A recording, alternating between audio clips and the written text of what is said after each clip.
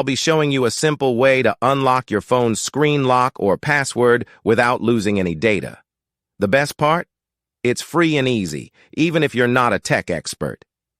Before we begin, I'd like to mention a small disclaimer.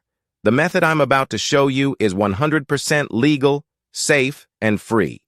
We won't use any type of hacking or illegal bypassing method to unlock your phone's screen lock.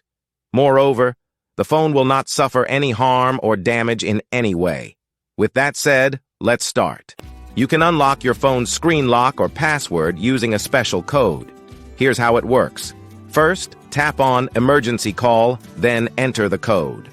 This code is unique to each type of phone and is provided by the phone manufacturer. In this video, we're using a code that works specifically for the type of phone we're demonstrating. Now, let me show you how you can get the code. Visit this website that offers free unlock codes using a unique method. And that's it. Now you can unlock your phone without losing any data. Until next time, take care, and I'll see you in the next video. Bye for now.